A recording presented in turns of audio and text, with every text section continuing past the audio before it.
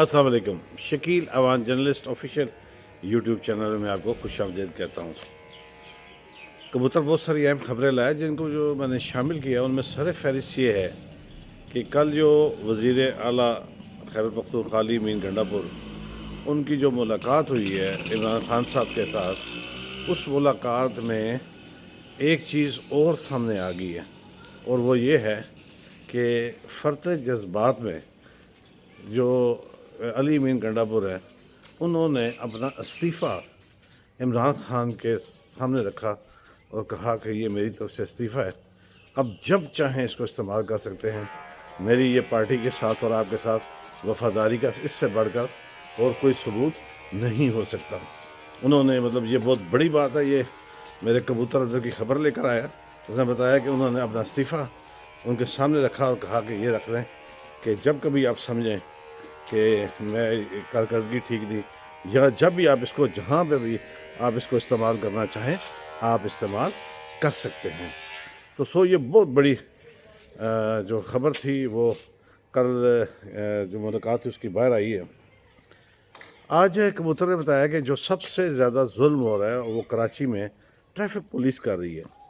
आज एक रक्शा ड्राइवर ने रब्ता किया और बताया कि उसको वन वे की खिलाफ वर्जी पर 4,500 रुपया उसको किया गया जुर्माना। 4,500 रुपया जुर्माना किया गया। आप अंदाज़ा लगा लें कि एक रक्शे वाले के पास कितनी कमाई होगी, वो कितनी वो कमाई कर सकता होगा कि 4,500 रुपया जुर्माना किया गया। आप इतनी इंतहा पर ना जाएं कि लोग फिर कानून को अपने हाथ में ले लें, और बददुआएं तो आपको वैसे भी मुकद्दर हैं। तो ये रोज़ाना 1 करोड़ रुपए की जो है क्या कहते हैं उसको रिकवरी कह लें, मंदिर बांट कह लें, उसको अगराई कह लें, जो भी लफ्ज़ इस्तेमाल कर लें, वो रोज़ाना का 1 करोड़ रुपया कराची शहर से इकट्ठा करने का टारगेट दिया गया है। तो ये कहाँ जाएगा ये आप खुद समझदार हैं, फ़ैसला आपने करना है। आज कच्चे का इलाका कहाँ है? मेरे लिए और आपके लिए, ये सब के लिए अजीब सी ये बात है कि क्या कच्चे का इलाका पाकिस्तान के अंदर ही है? आज 2 मगवी और कत्ल हो गए। रोज़ आप सुनते होंगे अगवा बराए तावान की खबरें सुनते होंगे। आज अगवा हो गया, 2 मर गए, 2 कत्ल हो गए। इसी तरह आपको अगवा और कत्ल की जो वारदातें हैं वो कच्चे के इलाके में मिलेंगी।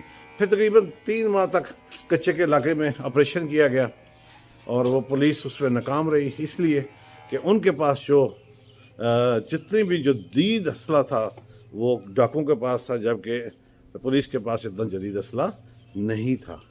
तो इससे अंदाज़ा आप लगा लें कि हमारे डाकू किस कदर आगे जा चुके हैं। क्या हम हर रोज़ ये देखते रहेंगे कि आज कितने अगवा हुए, आज कितने कत्ल हुए?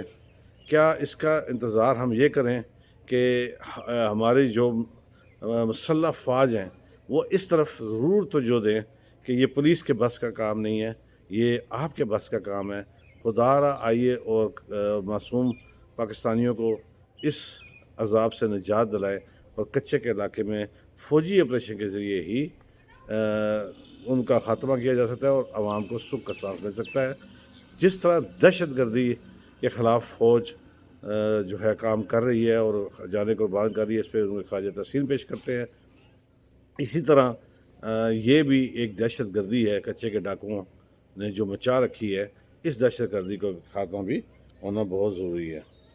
मुझे आज एक बड़ी खुशी मिली जब मैंने ये मेरी नज़र से कबूतर ये ख़बर जब लेकर आया कि बरतानिया में 10,000 टन जो खजूर इसराइल से आती थी उसका बाइकाट कर दिया गया, और उसमें सिर्फ ये शामिल नहीं है कि उसमें सिर्फ मुसलमान, क्योंकि उनका मजहबी रमज़ान मुबारक के हवाले से मजहबी त्यौहार है तो वो मना रहे हैं, या वो रमज़ान मुबारक के को जो अमल है उसके ज़रिए वो इसराइल की मुखालफत कर, ऐसा नहीं है।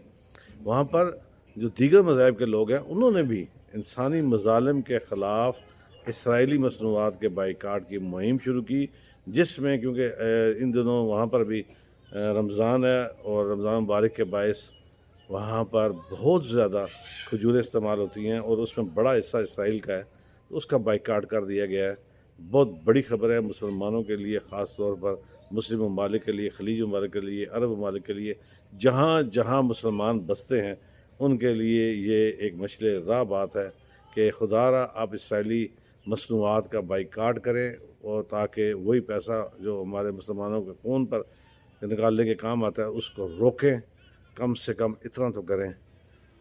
آج جب میں صدر مملکت اور چیف آف آرمی اسٹاف جناب آصف منیر کو کندھا دیے دیکھ رہا تھا جو شہداء تھے، تو مجھے بڑا فخر محسوس ہوا کہ ہماری ٹاپ لائن جو ہے وہ شہداء کو یا زخمیوں کو نہیں بھولتی۔